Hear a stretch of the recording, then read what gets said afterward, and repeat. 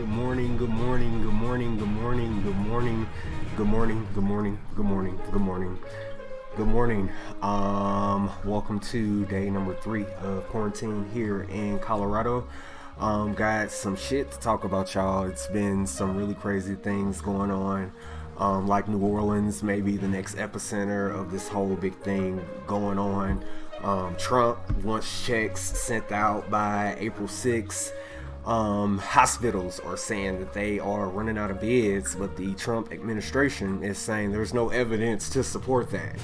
Right now, as it stands, there are 82,647 cases of not the Ebola, excuse me, of the coronavirus. See, there I go, of the coronavirus in the U.S. now, as of this morning, as of a couple minutes ago, so says Google. 1,201 deaths have spurred from this virus. So, with that being said, guys, let's talk about that. So what's going on in politics so far? Immigrants in, at least as it stands, we can't find the name of these camps or these locations or anything, but immigrants in 7 immigrant detainee locations are on a hunger strike. Because they're saying they're being treated inhumanely and there's no testing for the coronavirus, and there have been reports of potentially hundreds of cases in these detention centers. So people are actually literally going hungry at this point. And we're going to take that a little bit further, going into the epicenter of New Orleans. Right now in New Orleans, the entire state of Louisiana has a total of 2,300 cases. Comparing that to New York, New York has 2,305 cases. So they're just shy of 365 dead in New York City, 83 deaths in Louisiana as it stands today. So with the number increasing and increasing and increasing, New Orleans is saying, well, at least the mayor of New Orleans and then the director of health in New Orleans, they're stating that the reason that it's so heavy in New Orleans is because people came for Mardi Gras. People were down for Mardi Gras and they were participating in those festivities, but little did they know, just like, you're leaving with STD shit. I guess a bunch of people left with coronavirus and they spread that shit out, coming from New Orleans. So it's pretty fucked up. So I'll keep a close track on that and we'll watch those numbers to see what's going on from there. Other than that, also in the country, Trump is taking finally to the Supreme Court Obamacare. The Obamacare that he has been saying that he's going to cancel for all of his 4 years. Trump has finally got his court date with the Supreme Court, where the Supreme Court will ultimately decide during this crisis that's currently going on, if 3.6 million Americans will have health care after, whenever they make that decision. And that's, kind of messed up that they're putting it in the hands of the Supreme Court, because nobody could determine what to do or what was best.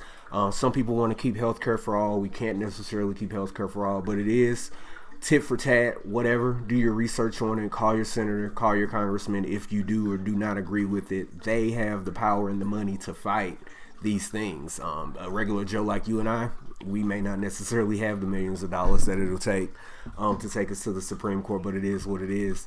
So with that being said, we're going to go a little bit further, going back over to New Orleans. 1 in 6 in the entire state of Louisiana are impoverished, says Bloomberg, versus 1 in 11 New Yorkers are impoverished, says Bloomberg. So if it doesn't reach home further now that people are getting sick, and then I mentioned the other day that nobody's really social distancing, the fact that people are getting sick and our society has become desensitized to these things. And when I say that and when I use that, I mean that the coronavirus was on The Simpsons when I was a fucking kid. You know what I'm saying? So when I was a kid, we were watching coronavirus and then this new episode, Eva, on The Simpsons movie. So we've seen this, been here, done that. But the difference of it is that we have not experienced it. So we actually need to take this shit seriously, y'all. because it is pretty deep. People were getting sick, people were dying, and people were going hungry.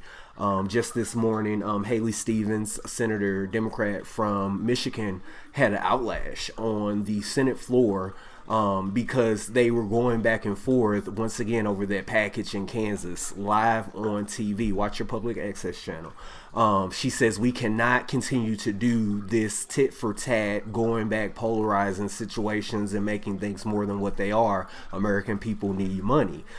She was actually suspended, and when they used the term suspended in Congress, that means that she was actually told to sit the fuck down. I got my lighter because I want a lot of cigarettes so bad, but I'm not.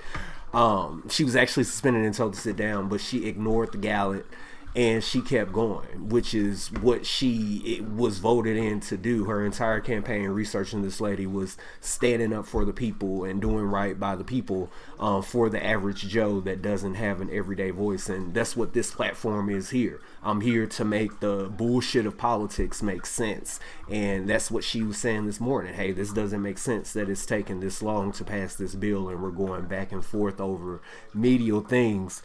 So peep it. It's been on CNN all morning. Google it a little bit later today because I haven't been able to Google it. I was just able to catch it live because I was watching TV.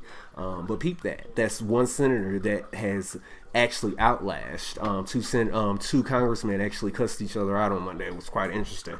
So peep that shit. El Chapo wants out of jail. He is currently being held in Brooklyn, New York, in a high security prison. And he's saying, I want out of jail because you guys are treating me inhumane. People are dying every day in the prison and getting sick from whatever this virus is. So let me out because you can't take care of me. So he's paid all of this money, and the federal government is going to pay all of this money to fight him back and forth in court to see if he'll actually get dismissed. So that's something we'll see. For those of you who don't know who El Chapo is, I'm totally not going to discuss him on any of these platforms. So do your research on him and laugh at that shit because it's fucking hilarious. But moving on to other things, what's happening outside of the U.S., I'm going to slaughter the shit out of this man's name. Albadazia Bouflika. He is the Arabian, not the Arabian. He is the president of Saudi Arabia, and I don't know if anybody's been watching all of the protests and things that are going on, even amongst the coronavirus. But they are sick of being in a militarized society, and when I say militarized society, everyone has their rank. I don't know how else to describe it. They want him out of office. Yesterday, he finally resigned, so it was big, and kudos to them. Protests went out the street. Death to the United States. Death to the United States. Me, myself, personally, I'm going to research this some more because I'm not quite sure what the fuck that is, because Saudi Arabia, haven't too much heard about it. But we'll figure that out, and we'll talk about that on a different day, different time. President of Mexico, one of the little presidents of Mexico, says that poor people are immune to the coronavirus. Out of the 75,000 confirmed cases in Mexico, only 63 fatalities out of that 75,000. And they said that 75,000 spurred from people who were rich, who were able to travel outside of Mexico, and who actually had money to leave Mexico to go catch the virus. Because he said broke people don't go nowhere, people don't come see broke people, so broke people don't get sick. Kudos to you, Mexico. Going back further, going back up into politics for people that want to know, Nancy Pelosi hasn't dropped out of the race yet, apparently. She has this new deal where she says she would erase, with her authority, she will erase $640 billion worth of student loan debts. And also, with that being said, provide free healthcare to all. I don't know where in the butt fuck she gonna get this money, especially after this maybe depression we're about to go through, or even where in the butt fuck she's gonna get this authority from, but we shall see. Studies show, for gay people, studies show that 37% of LGBTQ members are not insured, so therefore are more likely to contract the coronavirus and not seek treatment. Studies show that 17% of those studied out of the 100 and whatever percent that they studied of the LGBTQ are asymptomatic, meaning that their symptoms do not necessarily appear as quickly as others. So gay people, wash your hands, do what you need to do, because apparently y'all don't like to have insurance. And when I say y'all, I mean us, but I have insurance, but whatever. In Jordan, after a total lockdown, and this is going back outside the country, 1,600 people were arrested. 475 people were murdered by the military because they decided that they didn't want to stay at home. After constant upcries and outcries of people being hungry because they didn't have food at home. And if you guys go Google Jordan, it's not like the pretty Jordan that you would think that you would see, you know, from the Disney movies and all of that. No, this place looks actually pretty shitty, and that's no shade on Jordan. This ain't no hood that we would see in the normal everyday America. But yeah, I truly do believe it. If those folks over there say they're hungry, then goddamn it, they're hungry. So they decided that they wanted to create this entire uproar, which in turn, the next day, the government decided to lift the total lockdown and create a curfew between 6 p.m. and I think 7 a.m. or 6:30 a.m. At that time. So with all of that being said, I want to ask, what's the deal with that? Are we in the business of saving lives, or are we in the business of saving the economy? And that's a question that we all must ask ourselves, because let me light my cigarette real quick. You know, it's a short, so look.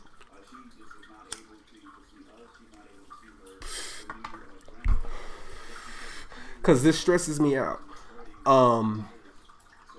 At the end of the day, this is a real virus. And studies are showing that 7% of all workers in the United States are brown people. And when I say brown, I mean minorities. So I mean those immigrants, those Mexicans, the black people, things like that. 7%. And that's a big number when you calculate in the entire population of the country. Are still considered essential. Yes, we need groceries. Yes, we need all of these essentials, but at what risk are we putting ourselves before to capture these things? And then it's a double-edged sword. If you don't go to work and you're deemed essential, then I'm going to starve. I don't have that PTO that we're waiting for from Congress. I don't have that, you know, sick leave. I don't have insurance like most Americans. So the question is to the government, and this is where I'm going to end it. Are we trying to save the American people, or at this point, are we trying to save the economy? Because it seems as if, rather than listening to the medical professionals and saying, hey, we know you need beds, even though they may not. I don't know. I'm not a medical professional, but doctors and nurses and all of these people from the medical field are coming out outcrying, saying that, hey, we need beds, we need ventilators. And then for the president to blatantly disrespect them, I don't know where they're getting their information from. I don't see it. They're saying that they need that, but there's no evidence pointing. Well, Donald Trump, I'm saying to you now, go to these hospitals for yourself. Put your mask on, your respirator with your Secret Service or whatever you got, and live a day in those doctors, those nurses, those CNAs, those PNAs, those whatevers, the blood technicians. Live a day in those medical professional shoes. And then, Donald Trump, I want you to come back and say what they do or do not need. Then, Donald Trump, I want you to come back and say, hey, or whatever, make your judgment after you've been there and after you've experienced it. But for you and your team of experts in the White House to say there's no evidence showing that they need any of these things as far as beds and respirators go. And this was this morning on CNN, the Washington Post, the Huffington Post. Check it out. It's crazy. Then for them to say, these professionals in DC to say, hey, we don't see that you need it, so why are you rushing us? just to go what I said in the beginning of the week, Americans are hungry. And with that being said, Americans are sick. There are fucking 82,647 cases. We have surpassed China at this point. When are we going to stop as Americans and ask that question? Are we saving the people of America, or are we saving the economy of America? Because at this point, we're not going to have both. No way, no how. We're not going to save the economy and save the people at the same time. So either the people will suffer or the economy will suffer, or either the economy will suffer or the people will suffer. Tough decision. Thanks everybody for watching. Please come back. I am here every single day making this bullshit of politics make sense. I am available on Apple Podcasts, Spotify, Google Play Podcasts. I am on YouTube Live, and Facebook as well, just to get some hays and hellos. Just reach out to me and let me know.